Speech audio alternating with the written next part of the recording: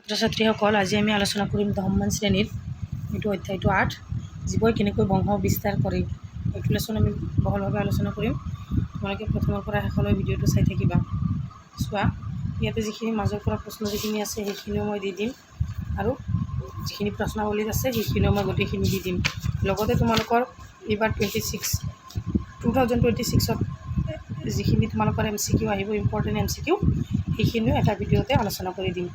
গতিকে তোমালোকে মনোযোগ সহকাৰে স্কিপ নকৰাকৈ ভিডিঅ'টো প্ৰথমৰ পৰা শেষলৈ চোৱা। MCQখিনি শেষৰ ফালে দি দিম, আৰু এইখিনি অনুশীলনীৰখিনি গোটেইখিনি কুৱেশ্যন আগতে আলোচনা কৰি লওঁ। তাৰে পিছত বাহিৰৰ কুৱেশ্যনখিনি ভিতৰৰ মাজৰ কুৱেশ্যনখিনি আলোচনা কৰিম, আৰু একেবাৰে শেষত আমি ইম্পৰ্টেণ্ট MCQখিনি আলোচনা কৰিম। গতিকে ব'লা আমি প্ৰশ্নলৈ আগবাঢ়োঁ। আজিৰ পৰ্বটোৰ 1 নম্বৰ প্ৰশ্নটো চোৱা। ইয়াতে প্ৰজনন প্ৰক্ৰিয়াত DNA প্ৰতিলিপিৰ আৱশ্যক কিয়? প্ৰশ্নটো দুবাৰকৈ পঢ়িবা। বংশবৃদ্ধিৰ মূল কাৰ্য হৈছে DNA প্ৰতিলিপি গঠন প্ৰজননৰ সহায়ত। নিৰ্দিষ্ট DNA প্ৰতিলিপি এটা গুৰুত্বপূৰ্ণ বিষয়, যি জীৱৰ দেহৰ অৱয়ব এনেদৰে গঠন কৰে যে নিৰ্দিষ্ট বাসস্থানৰ ব্যৱহাৰৰ বাবে উপযোগী হয়। তাৰে পিছৰ নেক্সট কুৱেশ্যনটো চাবা। 2 নম্বৰ প্ৰশ্নটো চোৱা। প্ৰজাতিৰ কাৰণে ভিন্নতা প্ৰয়োজন কিয়, কিন্তু একক জীৱৰ কাৰণে গুৰুত্বপূৰ্ণ নহয় কিয়? এইটো চোৱা। কোনো জীৱৰ নিয়ন্ত্ৰণৰ বাহিৰৰ কোনো কাৰণবশতঃ অনুকূল অৱস্থা এটা পৰিৱৰ্তিত হ'ব পাৰে, আৰু তেতিয়া জীৱৰ আবাদী সম্পূৰ্ণভাৱে নিৰ্মল হৈ যাব। অৱশ্যে কেতিয়াবা আবাদীৰ কিছু জীৱৰ ভিন্নতা আহিব পাৰে, আৰু জীৱই থাকিবলৈ কিছু সুবিধা পাব পাৰে। এনেকৈ যদি নাতিশীতোষ্ণ জলভাগত বেক্টেৰিয়া আবাদী বাস কৰি থাকে, আৰু গোলকীয় উষ্ণতা বৃদ্ধিৰ বাবে কিছুমান বেক্টেৰিয়া ধ্বংস হৈ যাব পাৰে, আৰু কিছুমান জীৱই থাকি ভৱিষ্যত বংশ বৃদ্ধি কৰিব পাৰে। এনেকৈয়ে সময়ৰ সোঁতত কোনো প্ৰজাতিৰ জীৱই জীয়াই থাকিবৰ বাবে ভিন্নতাৰ আৱশ্যক। এতিয়া বুজি পাইছানে? তাৰে পিছৰ প্ৰশ্নটো চোৱা। প্ৰশ্নাৱলীৰ 1 নম্বৰটো দ্বিখণ্ডন বা দ্বিবিভাজন আৰু বহু বিভাজনৰ মাজত প্ৰভেদ। Very very important question. চোৱা, দ্বিবিভাজনত এককোষী জীৱসমূহ 2টা সমান ভাগত বিভক্ত হৈ যায়, যেনে এমিবা। আকৌ ইয়াতে কি কৈছে, আনহাতে বহু বিভাজনত জীৱবোৰ একে সময়তে বহুকেইটা অপত্য কোষলৈ বিভাজিত হয়, যেনে মেলেৰিয়া, পৰজীৱী, প্লাজমডিয়াম। তাৰে পিছৰ প্ৰশ্নটো চোৱা। যদি কোনো জীৱই ৰেণুৰ দ্বাৰা বংশ বিস্তাৰ কৰে, তেতিয়া ই কেনেদৰে লাভান্বিত হ'ব? Most important question. এনচাৰটো চোৱা। ৰেণুবিলাকৰ পৰাই ৰাইজ'পাছৰ সৃষ্টি হয়। এই ৰেণুসমূহ হ'ল জনন কোষ। ৰেণুসমূহ ডাঠ বেৰেৰে সুৰক্ষিত হৈ থাকে। পিছত যেতিয়া ইহঁত সেমেকা পৃষ্ঠৰ সংস্পৰ্শলৈ আহে, তেতিয়া ইহঁত ব্যক্তিগত জীৱ হিচাপে বৃদ্ধি পাবলৈ আৰম্ভ কৰে। কোনো নতুন জীৱৰ সৃষ্টিৰ বাবে ৰেণুসমূহে আন কোষৰ লগত যোজিত হোৱাৰ প্ৰয়োজন নহয়। গতিকে ৰেণুৰ সহায়ত হোৱা প্ৰজনন প্ৰক্ৰিয়াত জটিলতা কম। তাৰে পিছৰ প্ৰশ্নটো চোৱা। উচ্চ খাপৰ জীৱই কিয় পুনৰ্জীৱন পদ্ধতিৰে নতুন জীৱৰ সৃষ্টি কৰিব নোৱাৰে? কাৰণ দৰ্শোৱা। এইটো ইম্পৰ্টেণ্ট কুৱেশ্যন। চোৱা, উচ্চ খাপৰ জীৱৰ দেহত বিশেষত্বপূৰ্ণ কোষসমূহ কলা হিচাপে আৰু কলাসমূহ অংগ হিচাপে সংগঠিত হৈ থাকে, যাক পিছত শৰীৰৰ বিভিন্ন অৱস্থানত প্ৰতিষ্ঠা কৰিবলগীয়া হয়। এনে এক সময়তে সংগঠিত পৰিস্থিতিত এটা সম্পূৰ্ণ জীৱ তাৰ দেহৰ এটা অংশৰ পৰা বিকশিত কৰাটো সম্ভৱপৰ নহ'ব, কাৰণ জীৱটোৰ এটা অংশৰ পৰা জীৱটোৰ জটিল দৈহিক আৰ্হিৰ বাবে প্ৰয়োজনীয় হোৱা বিভিন্ন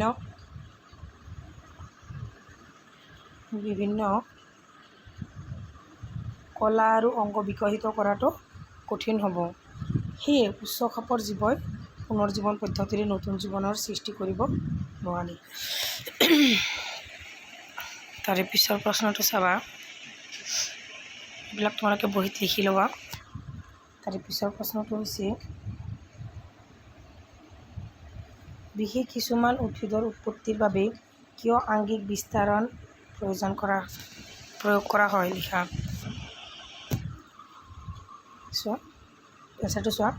কিছুমান উদ্ভিদৰ মূল শিপা কাণ্ড মূল বা শিপা কাণ্ড আৰু পাতৰ পৰাই উপযুক্ত পৰিৱেশত নতুন উদ্ভিদৰ উৎপত্তি হ'ব পাৰে। ইয়াতে কি বুলি কৈছে যে কিছুমান উদ্ভিদৰ মূল বা শিপা কাণ্ড আৰু পাতৰ পৰাই উপযুক্ত পৰিৱেশত নতুন উদ্ভিদৰ উৎপত্তি হ'ব পাৰে। তাৰপিছত চোৱা, উদ্ভিদৰ এই আংগিক বিস্তাৰণ বৈশিষ্ট্যৰ বাবেই কৃষি ক্ষেত্ৰত কিছুমান উদ্ভিদ যেনে কুঁহিয়াৰ, গোলাপ আদি জোৰা কলম আৰু তৰপীয়া পদ্ধতি প্ৰয়োগ কৰা হয়। বীজৰ উৎপত্তি হোৱা উদ্ভিদৰ বংশবিস্তাৰ হয়।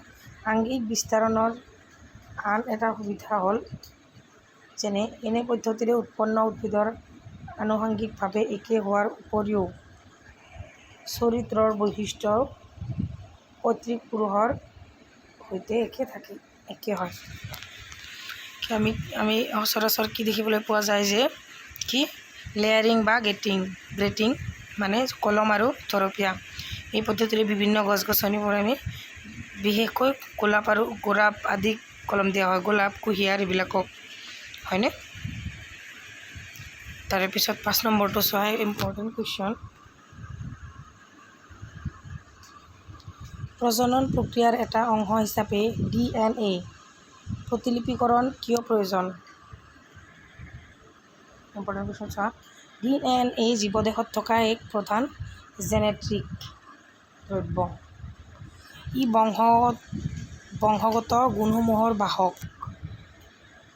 ইয়াৰ জৰিয়তে বংশগত চৰিত্ৰসমূহ পুৰুষানুক্ৰমে গতি কৰে। ই চৰিত্ৰ লিপিকৰণ কাৰ্যত ভাগ লয় আৰু প্ৰ'টিন সংশ্লেষণ কাৰ্যকে ধৰি জীৱকোষৰ সকলো জৈৱিক সংশ্লেষণ প্ৰক্ৰিয়া নিয়ন্ত্ৰণ কৰে। ইয়াতে কি কৈছে আকৌ এবাৰ পঢ়ি চোৱা যে DNA জীৱদেহত থকা এক প্ৰধান জেনেটিক দ্ৰব্য। ই বংশগত গুণসমূহৰ বাহক। ইয়াৰ জৰিয়তে বংশগত চৰিত্ৰসমূহ পুৰুষানুক্ৰমে গতি কৰে। ই প্ৰতিলিপিকৰণ কাৰ্যত ভাগ লয় আৰু প্ৰ'টিন সংশ্লেষণ কাৰ্যকে ধৰি জীৱকোষৰ সকলো জৈৱ সংশ্লেষণ প্ৰক্ৰিয়া নিয়ন্ত্ৰণ কৰে। তাৰে পিছৰ প্ৰশ্নটো চোৱা। এইটো বৰ ইম্পৰ্টেণ্ট প্ৰশ্ন। প্ৰজনন প্ৰক্ৰিয়াৰ এটা অংশ হিচাপে DNA প্ৰতিলিপিকৰণ কিয় প্ৰয়োজন?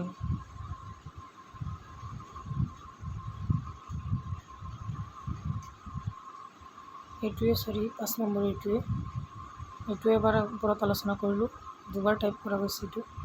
তাৰে পিছৰ প্ৰশ্নটো চোৱা, প্ৰশ্নাৱলী 1 নম্বৰটোত চোৱা। তোমালোকে কিতাপখন উলিয়াই লৈ চিৰিয়েলি চাই যাবা। চিৰিয়েলি কুৱেশ্যন আনচাৰখিনি দি দিছোঁ। নিষেচন আৰু পৰাগযোগৰ পাৰ্থক্য। Important question. ডিম্বকৰ ভিতৰত থকা সৃজনন কোষৰ লগত পৰাগৰেণুৱে সৃষ্টি কৰা পুংজনন কোষৰ যোজনকে নিষেচন বোলে। ই এক ৰাসায়নিক প্ৰক্ৰিয়া। ইয়াতে তোমালোকে দুটা পাৰ্থক্য এনেকৈ লিখিব পাৰিবা। সূত্ৰটো এটা পাৰ্থক্য, আকৌ 2 নম্বৰ দি লিখিব পাৰিবা যে ই এক ৰাসায়নিক প্ৰক্ৰিয়া, এনেকৈ লিখিব পাৰিবা। তাৰপিছত 2 নম্বৰটো চোৱা।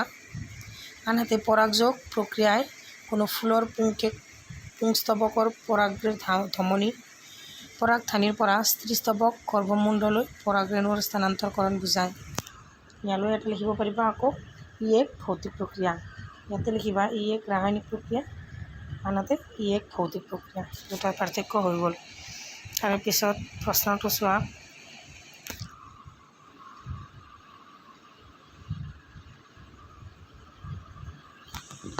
শুক্ৰাশয় আৰু প্ৰস্টেট গ্ৰন্থিৰ ভূমিকা কি? এনচাৰটো চোৱা। মানুহৰ শৰীৰত পুংজনন কোষবোৰে যেতিয়া শুক্ৰবাহী নলীৰ মাজেৰে গতি কৰে, তেতিয়া শুক্ৰাশয় আৰু প্ৰস্টেট গ্ৰন্থিৰ দৰে গ্ৰন্থিবোৰৰ তাত কিছুমান ৰস নিঃসৰণ কৰে। ইয়াৰ ফলত পুংজনন কোষবোৰে শুক্ৰবাহী নলীত এক তৰল মাধ্যম লাভ কৰে, যিয়ে সিহঁতৰ পৰিবহণত সহজ কৰে।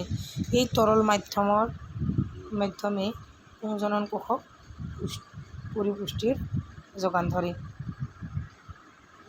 তাৰে পিছৰ প্ৰশ্নটো চোৱা, কৈশোৰ কালত ছোৱালীৰ দেহত কেনে ধৰণৰ পৰিৱৰ্তন দেখা যায়? Important question. পৰিৱৰ্তনসমূহ হ'ল, ছোৱালীবোৰ ঋতুচক্ৰ আৰম্ভ হয়। 2 নম্বৰ, যৌনাংগৰ কাষত চুলি গজা দেখিবলৈ পোৱা যায়। 3 নম্বৰটো চোৱা, মুখৰ ছাল তেলেতীয়া হয় যাৰ ফলত এই অংশত শালমইনা উঠে। আকৌ 4 নম্বৰ, স্তনগলৰ আকাৰ বাঢ়ে। তাৰে পিছত 4 নম্বৰটো চাবা, মাতৃদেহত ভ্ৰণ কোষে কেনেকৈ পুষ্টি লাভ কৰে? Important question. মাতৃদেহত ভ্ৰণ কোষে প্লেচেণ্টা নামৰ এবিধ বিশেষ কলাৰ সহায়ত পৰিপুষ্টি লাভ কৰে। ইয়াতে কি বুলি কৈছে যে মাতৃদেহত ভ্ৰণ কোষে প্লেচেণ্টা নামৰ এবিধ বিশেষ কলাৰ সহায়ত কি কৰে? পৰিপুষ্টি লাভ কৰে। ই এক থালৰ নিচিনা যি জৰায়ুৰ বেৰত পোত খাই থাকে। ই কিহৰ নিচিনা বুলি কৈছে? ই থালৰ নিচিনা। ই জৰায়ুত কি কৰে? বেৰত পোত খাই থাকে। ভ্ৰূণটোৰ ফালে থকা প্লেষ্টাৰ অংশটোত ভিলাই থাকে। কি বুলি কৈছে? প্লেষ্টাৰ অংশটোত কি থাকে? ভিলাই থাকে। আনহাতে মাতৃৰ ফালত থকা অংশটোত ৰক্তস্থানসমূহ থাকে যি ভিলাইবোৰক আৱৰি ৰাখে। ইয়ে মাতৃৰ পৰা ভ্ৰূণটোলৈ গ্লুক'জ আৰু অক্সিজেন পাৰ হ'বলৈ এক বৃহৎ পৃষ্ঠকালিৰ যোগান ধৰে। দেখিছানে কেনেকৈ ইয়াতে কৈছে যে ইয়ে মাতৃৰ পৰা ভ্ৰূণটোলৈ গ্লুক'জ আৰু অক্সিজেন পাৰ হ'বলৈ এক বৃহৎ পৃষ্ঠকালিৰ কি কৰে? যোগান ধৰে। তাৰে পিছৰ প্ৰশ্নটো চোৱা, যদি মহিলা এগৰাকীয়ে কপাৰটি ব্যৱহাৰ কৰে তেতিয়া ই যৌন ৰোগ সঞ্চালন প্ৰতিৰোধ হ'বনে? চোৱা, মহিলাই কপাৰটি ব্যৱহাৰ কৰিলে ই তেওঁক যৌন ৰোগৰ পৰা সুৰক্ষিত কৰাত সহায় নকৰে। আকৌ প্ৰশ্ন চোৱা, অযৌন প্ৰজনন মুকুলোদ্গম সংঘটিত হয়। অপশ্যন দিয়া আছে এমিবাত, ইষ্ট, প্লাজমডিয়ামত বা লেইচেমিয়াত। সেইটো আমাৰ শুদ্ধ আনচাৰটো হ'ব ইষ্ট। তাৰে পিছৰ MCQটো চোৱা, তলৰ কোনটো মানুহৰ দেহত স্ত্ৰীজনন অংগ নহয়? ডিম্বা হয়, জৰায়ু, শুক্ৰবাহী নলী আৰু ফেলোপিয়ান নলী। শুদ্ধ আনচাৰটো হ'ব শুক্ৰবাহী নলী। তাৰে 3 নম্বৰ MCQটো চোৱা, পৰাগধানীত পোৱা যায় কি পোৱা যায়? এই অপশ্যনত দিয়া আছে। তোমালোকে এটা কাম কৰিবা, অপশ্যনৰ ফালে চাই নাথাকিবা, যিটো শুদ্ধ আনচাৰ সেইটোহে বিচাৰিবা। 4টা অপশ্যনৰ ভিতৰত যিটো শুদ্ধ আনচাৰ সেইটো তোমালোকে বিচাৰিব চেষ্টা কৰিবা। চোৱা, ইয়াতে A নম্বৰত দিয়া আছে বেটুপাত, B নম্বৰত দিয়া আছে ডিম্বক, C নম্বৰত দিয়া আছে স্ত্ৰীকেশৰ আৰু D নম্বৰত দিয়া আছে পৰাগৰেণু। এইটো শুদ্ধ আনচাৰটো হ'ব পৰাগৰেণু। তাৰে পিছৰটো চোৱা, অযৌন প্ৰজনন প্ৰক্ৰিয়াতকৈ যৌন প্ৰজনন প্ৰক্ৰিয়াৰ সুবিধাসমূহ কি কি? ইয়াতে দিয়া আছে অযৌন প্ৰজনন প্ৰক্ৰিয়াতকৈ যৌন প্ৰজনন প্ৰক্ৰিয়াৰ সুবিধাসমূহ হ'ল, 1 নম্বৰত যৌন প্ৰজননত দুজন ভিন্ন ব্যক্তিৰ পৰাই অহা দুটা বিপৰীতধৰ্মী জনন কোষৰ মিলন হয়। ই নতুন কোষত জিনীয় সজ্জাৰ এক প্ৰকাৰৰ সৃষ্টি কৰে। এনে কোষৰ পৰা বিকশিত নতুন জীৱৰ বৈশিষ্ট্যত কিছু প্ৰকাৰণ দেখা যায় যিয়ে চৰমভাৱে পৰৱৰ্তী পাৰিৱেশিক অৱস্থাতো জীৱক বৰ্তি থকাত সহায় কৰে। তাৰে পিছত 2 নম্বৰটো চোৱা, যিহেতু যৌন প্ৰজননৰ দ্বাৰা প্ৰজাতিৰ এটাত উপপ্ৰকৰণৰ সৃষ্টি হয়, সেয়ে এনে প্ৰকৰণে ভৱিষ্যতে নতুন প্ৰজাতিৰ জীৱৰ সৃষ্টি আৰু ক্ৰমবিকাশত সহায় কৰে। তাৰে পিছৰ প্ৰশ্নটো চোৱা, মানুহৰ শুক্ৰাশয় কেইটা আৰু কি কি কাম কৰে? মানুহৰ শুক্ৰাশয় কেইটাই কি কি কাম কৰে? ইয়াতে 1 নম্বৰটো আছে চোৱা, শুক্ৰাশয়ে পুংজনন কোষৰ সৃষ্টি কৰে। 2 নম্বৰটোত আছে ইহঁতে টেষ্টষ্টেৰন নামৰ এবিধ হৰমনৰ উৎপন্ন কৰে যিয়ে পিউবাৰ্টিৰ সহায়ত পুৰুষৰ প্ৰজননকেন্দ্ৰিক শাৰীৰিক পৰিৱৰ্তনসমূহ আনে। তাৰে পিছত চোৱা,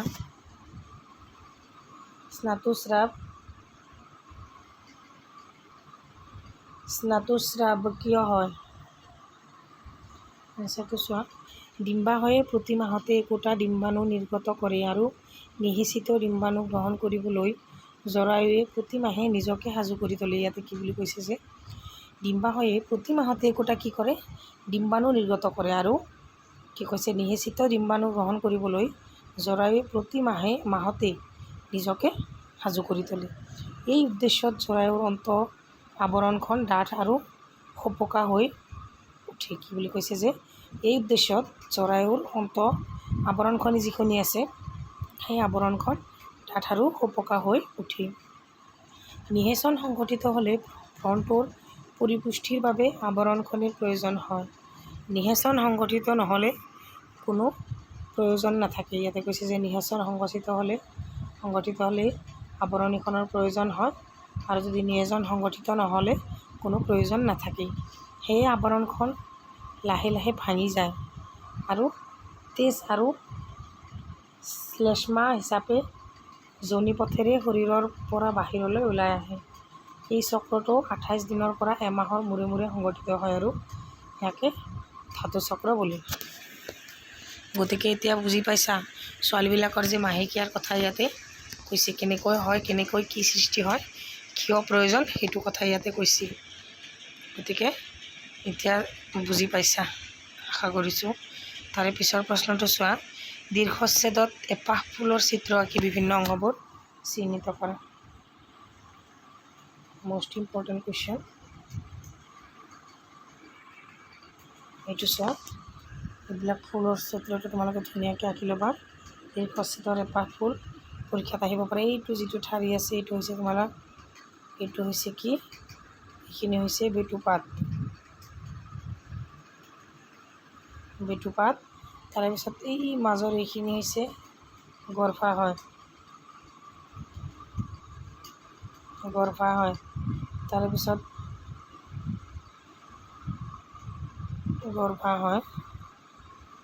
গৰ্ভাশয় আৰু এইখিনি হৈছে গৰ্ভমুণ্ড। গৰ্ভাশয় আৰু গৰ্ভমুণ্ড মিলি এইটো হৈছে স্ত্ৰীস্তৱক। এইখিনিক কোৱা হয় স্ত্ৰীকেশৰ আৰু এইটো হৈছে গৰ্ভমুণ্ড। আৰু ফুলৰ আগত যে আছে পৰাগধ্বনি আৰু এইটো হৈছে পুংদণ্ড। এই দুটা মিলি পুংকেশৰ হৈছে।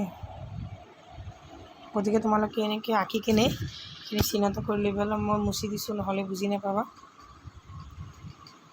এনেকৈ লিখি ল'বা। তাৰে পিছৰ প্ৰশ্নটো চোৱা, ইম্পৰ্টেণ্ট প্ৰশ্ন, বিভিন্ন প্ৰকাৰৰ গৰ্ভনিৰোধ পদ্ধতিসমূহ কি কি? পদ্ধতিসমূহ হ'ল কণ্ডমৰ ব্যৱহাৰ 1 নম্বৰত, 2 নম্বৰত কপাৰটিৰ ব্যৱহাৰ, 3 নম্বৰত অস্ত্ৰোপচাৰ বা বন্ধ্যাকৰণৰ পদ্ধতি, 4 নম্বৰ কাৰিকৰী প্ৰতিবন্ধক। 4টা ইয়াতে দিয়া আছে আৰু বহুতো পদ্ধতি আছে। গৰ্ভ নিৰোধৰ পদ্ধতি আজিকালি বহুতো ওলাইছে। তাৰে পিছত ইয়াতে 1 নম্বৰটো দিছে কণ্ডমৰ ব্যৱহাৰ, 2 নম্বৰত কপাৰটিৰ ব্যৱহাৰ, 3 নম্বৰত অস্ত্ৰোপচাৰ বা বন্ধ্যাকৰণ পদ্ধতি আৰু কাৰিকৰী প্ৰতিবন্ধক। তাৰে পিছৰ প্ৰশ্নটো চোৱা কি দিছে, এককোষী আৰু বহুকোষী জীৱৰ বিভিন্ন প্ৰকাৰৰ অযৌন আৰু যৌন প্ৰজনন প্ৰক্ৰিয়াৰ কৌশলসমূহ কেনেধৰণৰ? বেছিভাগ এককোষী জীৱই ভাজন বা কোষ বিভাজনৰ দৰে সৰল পদ্ধতিৰে প্ৰজনন সম্পন্ন কৰে। কি কৈছে যে বেছিভাগ এককোষী জীৱই ভাজন বা কোষ বিভাজনৰ দৰে সৰল পদ্ধতিৰে প্ৰজনন সম্পন্ন কৰে। এককোষী জীৱসমূহে অযৌন প্ৰজননৰ দ্বাৰা বংশবৃদ্ধি কৰে।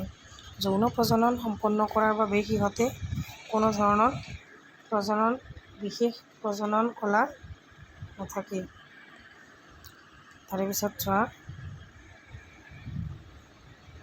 কোষ বিভাজনৰ দ্বাৰা প্ৰজনন বহুকোষী জীৱৰ ক্ষেত্ৰত ব্যৱহাৰিক পদ্ধতি হ'ব নোৱাৰি। এককোষী জীৱৰ দেশৰ আৰ্হি জটিল আৰু সুসংগঠিত। এই জীৱসমূহে যৌন আৰু অযৌন দুয়ো প্ৰকাৰৰ প্ৰজনন পদ্ধতিৰ দ্বাৰা বংশ বৃদ্ধি কৰে। উচ্চস্তৰীয় বহুকোষী জীৱবোৰে যৌন প্ৰজনন সাধন কৰে। সিহঁতৰ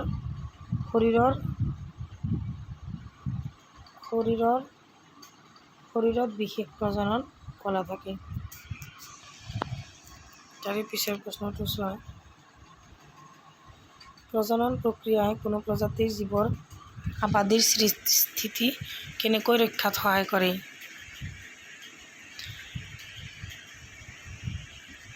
চোৱা, কোনো পৰিৱেশৰ তন্ত্ৰৰ জীৱৰ আবাদীয়ে নিজৰ প্ৰজনন ক্ষমতা ব্যৱহাৰ কৰি এক সুসংজ্ঞাবদ্ধ স্থান পূৰ্ণ কৰি থাকে। জীৱৰ দৈহিক আৰ্হিৰ বৈশিষ্ট্যসমূহ অক্ষুণ্ণ ৰখাৰ বাবে DNA নকল বা প্ৰতিৰূপ প্ৰকৰণৰ ধাৰাবাহিকতা অতিকৈ গুৰুত্বপূৰ্ণ, কাৰণ জীৱটোক কোনো এক নিৰ্দিষ্ট অনুকূল পৰিৱেশত ব্যৱহাৰ কৰিবলৈ সহায় কৰে। কিয় কৈছে যে কাৰণ জীৱটোক কোনো এক নিৰ্দিষ্ট অনুকূল পৰিৱেশত ব্যৱহাৰ কৰিবলৈ সহায় কৰে। এনেদৰে প্ৰজনন জীৱৰ প্ৰজাতিৰ আবাদী স্থিৰতা ৰক্ষাৰ লগত জড়িত। তাৰে পিছৰ প্ৰশ্নটো চোৱা, মোৰ মৰমৰ ছাত্ৰ ছাত্ৰীসকল, তোমালোকে যদি এইবোৰ ভিডিঅ' চাই ভাল পোৱা তেতিয়াহ'লে চেনেলটো ছাবস্ক্ৰাইব কৰিবা। কিবা অসুবিধা পালে কমেণ্ট ছেকশ্যনত জনাবা, আৰু ভিডিঅ'টো দীঘল হৈছে বুলি তোমালোকে স্কিপ নকৰিবা। একফালৰ পৰা ভিডিঅ'টো লগাই লৈ এদিনতে লিখি ল'লে তোমালোকে পৰীক্ষাৰ আগলৈ পঢ়ি থাকিব পাৰিবা। তাৰপিছত 11 নম্বৰ প্ৰশ্নটো চোৱা, গৰ্ভনিৰোধ পদ্ধতি অৱলম্বন কৰাৰ কাৰণ কি? এইটো এটা ইম্পৰ্টেণ্ট কুৱেশ্যন। কাৰণসমূহ হ'ল অনাকাংক্ষিক গৰ্ভধাৰণ ৰোধ কৰিবলৈ। 2 নম্বৰ, উদ্বেগজনকভাৱে বৃদ্ধি পোৱা জনসংখ্যা ৰোধ কৰিবলৈ। দুটা কাৰণেই ইয়াতে উল্লেখ কৰা হৈছে। ইয়াতে চোৱা, মই কেইটামান MCQ মাজৰ পৰা ইম্পৰ্টেণ্ট MCQ তোমালোকৰ লগত আলোচনা কৰিম এতিয়া। তোমালোক মই কৈ দিওঁ যে এইখিনি MCQ পঢ়িলে আৰু তোমালোকে ধুনীয়াকৈ পৰীক্ষাত লিখিব পাৰিবা। গতিকে আহাচোন 1 নম্বৰ MCQটো আমি চাওঁ, জীৱই কেনেকৈ বংশ বৃদ্ধি কৰে। এইটো লেচনৰ প্ৰথমৰ পৰা শেষলৈ যিমানখিনি MCQ আছে গোটেইখিনি এই ভিডিঅ'টোৰ এতিয়াৰ পৰা আলোচনা কৰিম। চোৱা, ফুলৰ তলত কোনটোৰ পৰা পুং আৰু স্ত্ৰী জনন কোষৰ গঠন হয়? Most important question. 1 নম্বৰটোত দিয়া আছে পুংকেশৰ আৰু গৰ্ভদণ্ড। 2 নম্বৰত দিয়া আছে পুংদণ্ড আৰু গৰ্ভমুণ্ড। 3 নম্বৰত দিয়া আছে পুংকেশৰ আৰু পৰাগধানী, আৰু 4 নম্বৰত দিয়া আছে পৰাগধানী আৰু গৰ্ভাশয়। ইয়াতে আমাৰ শুদ্ধ এনচাৰটো হ'ব পৰাগধানী আৰু গৰ্ভাশয়। তাৰে পিছৰ প্ৰশ্নটো চোৱা, পিতৃ মাতৃৰ পৰা সতি সন্ততিলৈ সঞ্চাৰিত হোৱা চৰিত্ৰসমূহ তলৰ কোনটোত সঞ্চিত হৈ থাকে? 1 নম্বৰটো হৈছে ৰিব'জম, 2 নম্বৰটোত হৈছে জিন, 3 নম্বৰটো হৈছে গলজি পদাৰ্থ, আৰু 4 নম্বৰত হৈছে কোষৰস। এইটো এনচাৰটো হ'ব 2 নম্বৰটো জিন। তোমালোকে মনোযোগ দি চাবা দেই ভিডিঅ'টো। তাৰে পিছত 3 নম্বৰটো চোৱা, এইটো একদম ইম্পৰ্টেণ্ট কুৱেশ্যন আহি থকা দেখা যায়। সৰ্পিল শেলাইত অযৌন প্ৰজনন হয়। এই নম্বৰত দিয়া আছে অপশ্যন, এটা কোষৰ পৰা দুটা কোষৰ সৃষ্টি হয়। বি নম্বৰত দিয়া আছে সৰ্পিল শেলাইৰ সূত্ৰিকা ভাঙি বহুতো সৰু সৰু খণ্ডৰ বিভক্ত হয়। চি নম্বৰত দিয়া আছে এটা কোষৰ পৰা বহুতো কোষৰ গঠন হয়। আৰু ডি নম্বৰত দিয়া আছে পুৰণি কোষৰ পৰা পৰিণত কোষৰ গঠন হয়। ইয়াতে এনচাৰটো হ'ব বি নম্বৰ এনচাৰ। সৰ্পিল শেলাইৰ সূত্ৰিকা ভাঙি বহুতো সৰু সৰু খণ্ডত বিভক্ত হয়। তাৰে পিছৰ প্ৰশ্নটো চাবা, প্লাজমডিয়ামৰ প্ৰজননত এটা কোষৰ পৰা অসংখ্য কোষৰ সৃষ্টি হোৱা প্ৰক্ৰিয়াটোক ডেছ বোলে। কি প্ৰক্ৰিয়া বোলে? এই নম্বৰত দিয়া আছে শাখাত্মিক বিভাজন, বহু বিভাজন, মুকুলোগম আৰু দ্বিবিভাজন। এই এনচাৰটো হ'ব বহু বিভাজন।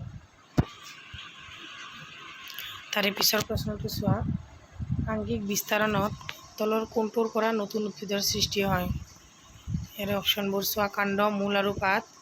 বি নম্বৰত দিয়া আছে কাণ্ড, ফুল আৰু ফল। অপশ্যন চি নম্বৰত দিয়া আছে কাণ্ড, মূল আৰু ফুল, আৰু ডি নম্বৰত দিয়া আছে কাণ্ড, মূল আৰু পাত।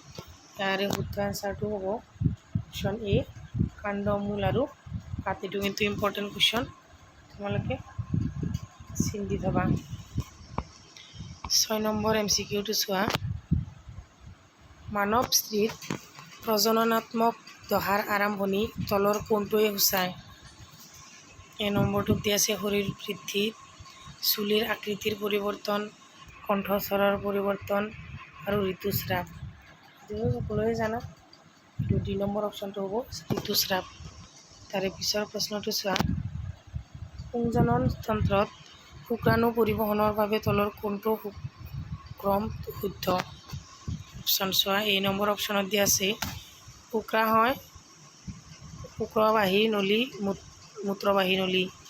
বি নম্বৰত শুক্ৰবাহী নলী, মূত্ৰজনন নলী। চি নম্বৰ অপশ্যনত দিয়া আছে মূত্ৰজনন নলী আৰু মূত্ৰবাহী নলী। আৰু ডি নম্বৰত দিয়া আছে মূত্ৰবাহী নলী, মূত্ৰজনন নলী, মূত্ৰজনন নলী।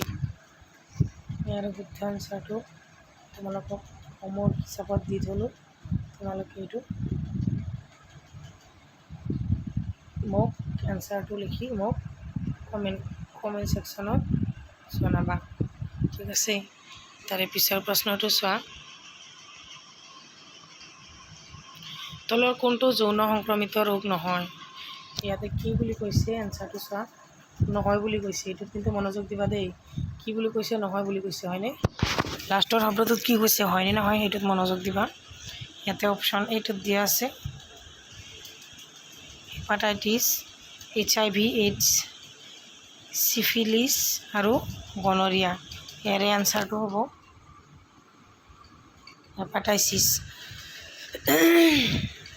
হেপাটাইটিছ। তাৰপিছত 9 নম্বৰ কুৱেশ্যনটো চোৱা, সাধাৰণতে তলত উল্লেখ কৰা কোন প্ৰকাৰৰ অযৌন প্ৰজনন এমিবাত দেখিবলৈ পোৱা যায়? ইয়াতে অপশ্যনবোৰত দিয়া আছে চোৱা, আংগিক বিস্তাৰণ, তাৰপিছত ৰেণুৰ উৎপত্তি, চি নম্বৰটোত দিয়া আছে দ্বিখণ্ডন আৰু মুকুলোদ্গম। আৰু শুদ্ধ আনচাৰটো হ'ব দ্বিখণ্ডন। তাৰে পিছৰ কুৱেশ্যনটো চোৱা, তলৰ কোনটোত মুকুলোদ্গম দেখিবলৈ পোৱা যায়? ইয়াৰে এই নম্বৰত অপশ্যন দিয়া আছে ইষ্ট, বি নম্বৰত দিয়া আছে হাইড্ৰা, চি নম্বৰত দিয়া আছে এ আৰু বি দুয়োটাই শুদ্ধ, আৰু ডি নম্বৰত দিয়া আছে এমিবা। এনেকৈ দিয়া থাকিলে প্ৰায় এইটোৱে শুদ্ধ হয়। তথাপিও তোমালোকে মনত ৰাখিবা যে যদি এই দুটাৰ এটা দিয়া থাকে আৰু বেলেগ এটা দিয়া থাকে, তেতিয়াহ'লে যিকোনো এটা এনচাৰ দিবা। তো ইয়াতে এ আৰু বি দুয়োটাই শুদ্ধ দিছে, অপশ্যন চি নম্বৰটো আমাৰ শুদ্ধ উত্তৰ। 11 নম্বৰটো চোৱা, তলৰ কোনটো বহুকোষী জীৱই মুকুলোদ্গম পদ্ধতিৰে প্ৰজনন কাৰ্য কৰে? ইয়াৰে প্ৰথম অপশ্যনটো চোৱা, তাৰপিছত চোৱা 11 নম্বৰ কুৱেশ্যনটো, তলৰ কোনটো বহুকোষী জীৱই মুকুলোদ্গম পদ্ধতিৰে প্ৰজনন কাৰ্য কৰে?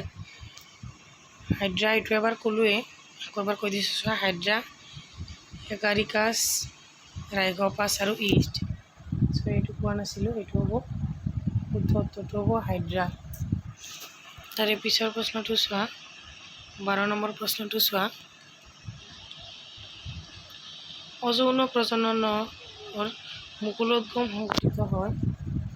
এই নম্বৰত দিয়া আছে এমিবা, বি নম্বৰত দিয়া আছে ইষ্ট, চি নম্বৰত দিয়া আছে প্লাজমডিয়াম আৰু লেইচমেনিয়াত।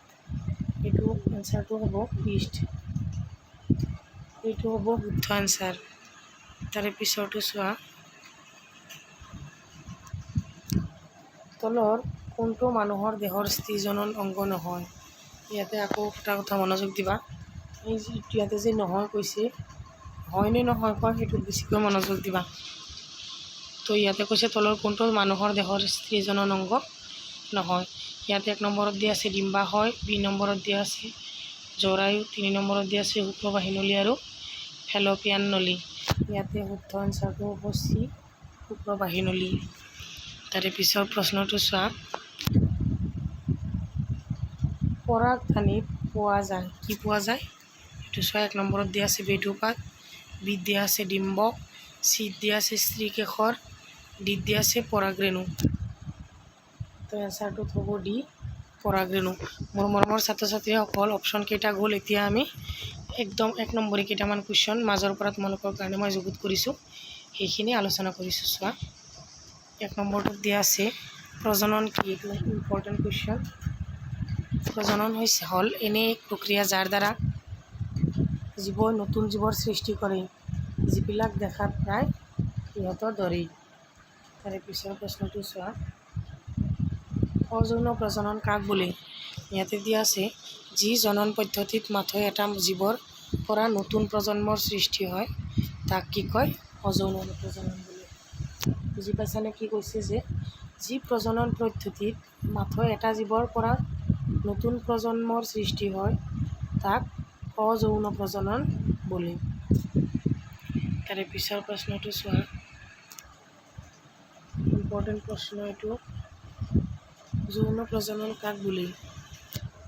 যি প্ৰজনন পদ্ধতিত নতুন প্ৰজন্মৰ সৃষ্টিৰ লগত দুটা ব্যক্তি জড়িত থাকে তাক যৌন প্ৰজনন বোলে।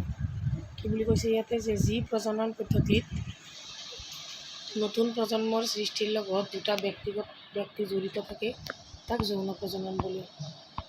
4 নম্বৰটো চোৱা, অপত্য জীৱসমূহ পিতৃ মাতৃৰ সৈতে দেখাত সদৃশ হোৱাৰ লগত জড়িত প্ৰজননৰ প্ৰণালীটোৰ নাম লিখা। এইটো এটা ইম্পৰ্টেণ্ট কুৱেশ্যন। এইটো হৈছে DNA নকল প্ৰস্তুতকৰণ।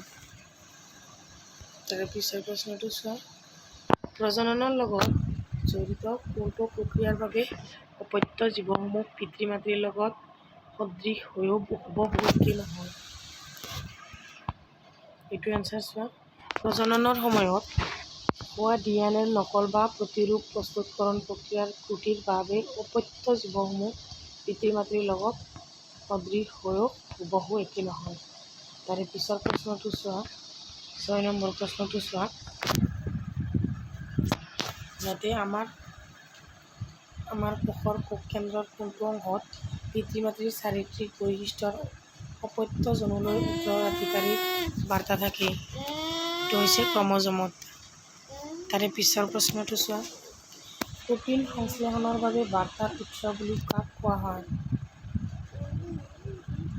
এনচাৰটো চোৱা, কোষৰ কোষ কেন্দ্ৰত থকা DNA কোৱা হয় কি?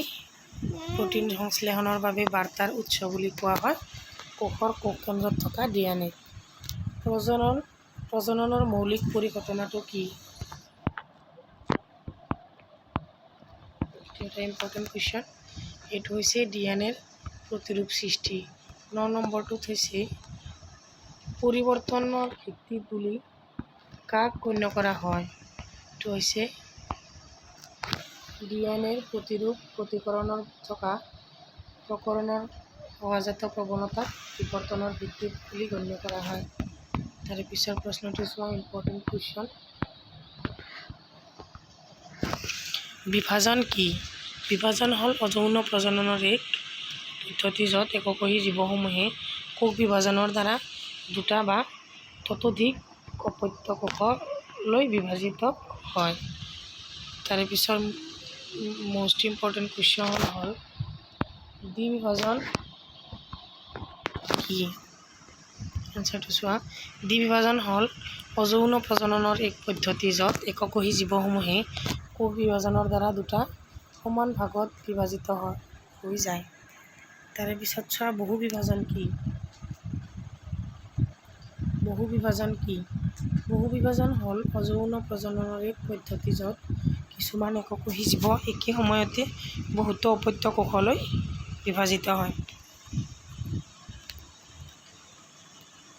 তাৰপিছত 13 নম্বৰটো চোৱা, এমিবাই অযৌন প্ৰজননৰ পদ্ধতিটো দেখুওৱা অযৌন প্ৰজননৰ পদ্ধতিটোৰ নাম কি? হৈছে দ্বিবিভাজন। তাৰে পিছৰটো চোৱা, লাইচমেনিয়াই কেনেদৰে প্ৰজনন কৰে? লাইচমেনিয়া দ্বিবিভাজন পদ্ধতিৰে প্ৰজনন কৰে। দ্বিবিভাজন লাইচমেনিয়াৰ এটা মূৰ থকা চাবুকৰ দৰে গঠন সাপেক্ষে এক বিশেষ অৱস্থানত সংঘটিত হয়।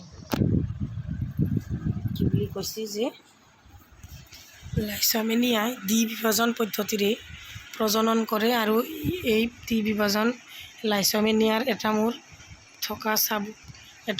মূৰে থকা চাবুকৰ দৰে গঠন সাপেক্ষে এক বিশেষ অৱস্থানত সংঘটিত হয়। তাৰে পিছৰ প্ৰশ্নটো চোৱা, ইষ্টে কেনেদৰে প্ৰজনন কৰে? মুকুলোদ্গম পদ্ধতিৰে ইষ্টে কি কৰে? প্ৰজনন কৰে। তাৰে পিছৰ প্ৰশ্নটো, দ্বিভংগন বুলিলে কি বুজা?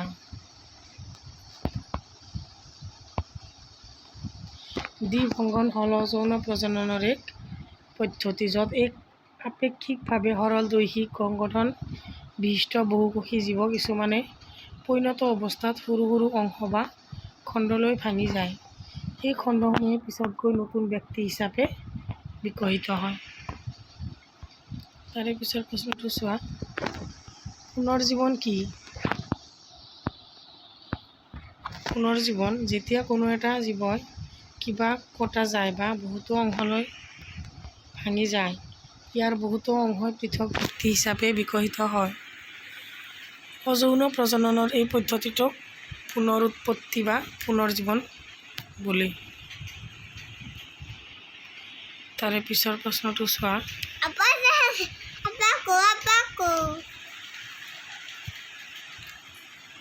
ৰাইজোপাছ বা ব্লেড মল্ডে কি উপায়ে প্ৰজনন কৰে? ৰেণু গঠনৰ দ্বাৰা। তাৰে পিছৰটো চোৱা, ফুলৰ কোনটো অংশই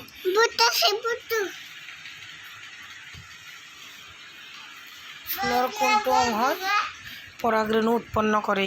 পুংস্তবক। তাৰে পিছৰ প্ৰশ্নটো, স্ত্ৰীস্তবক এডালৰ অংশসমূহৰ নাম লিখা। গৰ্ভাশয়, গৰ্ভদণ্ড আৰু গৰ্ভমুখ। তাৰে পিছৰ প্ৰশ্নটো চোৱা, ফুলৰ কোন দুটা অংশই ক্ৰমে পুংজনন আৰু কোষ আৰু স্ত্ৰীজনন কোষৰ সৃষ্টি কৰে? পুংজনন কোষ সৃষ্টি কৰা ফুলৰ অংশটো হ'ল পৰাগৰেণু আৰু স্ত্ৰীজনন কোষৰ সৃষ্টি কৰা অংশটো হ'ল ডিম্বক।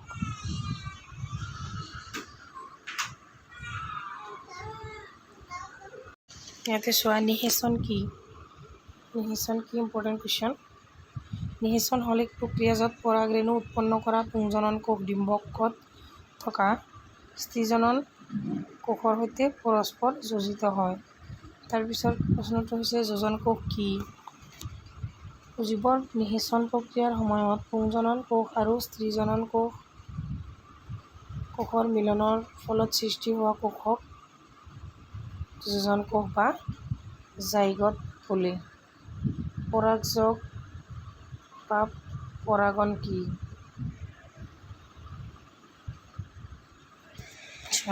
ফুলৰ পুংস্তবকৰ পৰা স্ত্ৰীস্তবকৰ গৰ্ভমুণ্ডলৈ পৰাগৰেণুৰ স্থানান্তৰকৰণেই পৰাগযোগ বা পৰাগণ বোলে। তাৰপিছত 25 নম্বৰ কুৱেশ্যনটো চোৱা, স্বপৰাগযোগ কাক বোলে? যেতিয়া একেটি ফুলেৰে পুংস্তবকৰ পৰা গৰ্ভমুণ্ডলৈ পৰাগৰেণুৰ স্থানান্তৰ সংঘটিত হয় তেতিয়া ইয়াক স্বপৰাগযোগ বোলা হয়। তাৰে পিছত চোৱা, ইহত পৰাগযোগ কি?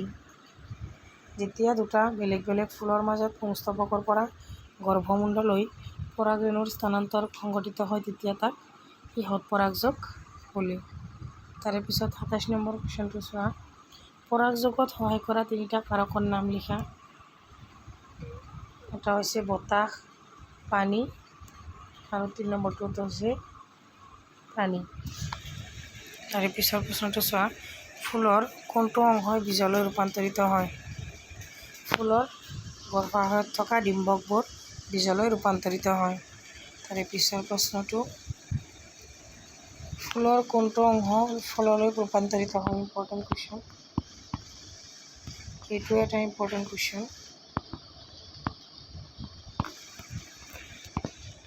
গৰ্ভাশয়।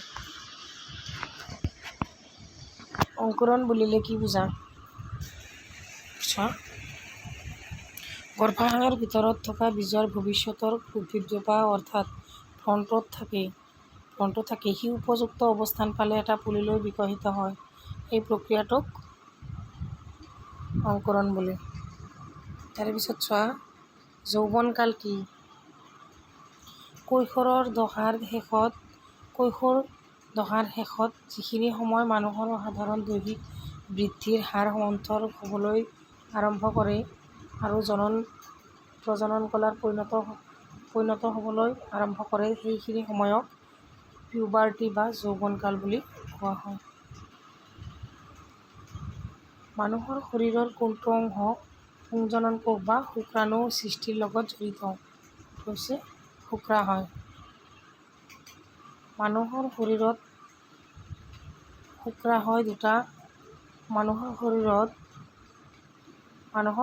অংশত শুক্ৰাশয় দুটা পোৱা যায়। এনচাৰটো হ'ব শুক্ৰাশয় থলি। তো এইখিনি আছিল আজি আমাৰ প্ৰশ্ন। তো গোটেইখিনি কুৱেশ্যন আমি ধুনীয়াকৈ আলোচনা কৰিলোঁ। ভিডিঅ'টো অলপ দীঘল হৈছে, গতিকে মোৰ মৰমৰ ছাত্ৰ ছাত্ৰীসকল, তোমালোকে ভিডিঅ'টো স্কিপ নকৰাকৈ গোটেইখিনি কুৱেশ্যন এনচাৰ এটা ৰাতিৰ ভিতৰতে লিখি শেষ কৰি তাৰে পিছত 2-3 দিনমান পঢ়িলেই তোমালোকৰ গোটেইখিনি কুৱেশ্যন মুখস্থ হৈ যাব। তো আজিৰ ভিডিঅ'টো ইমানতে সামৰিছোঁ। মোৰ মৰমৰ ছাত্ৰ ছাত্ৰীসকল, মোৰ এই RS টিউশ্যন চেণ্টাৰ চেনেলটো তোমালোকে যিমান পাৰা শ্বেয়াৰ কৰা আৰু ছাবস্ক্ৰাইব কৰা।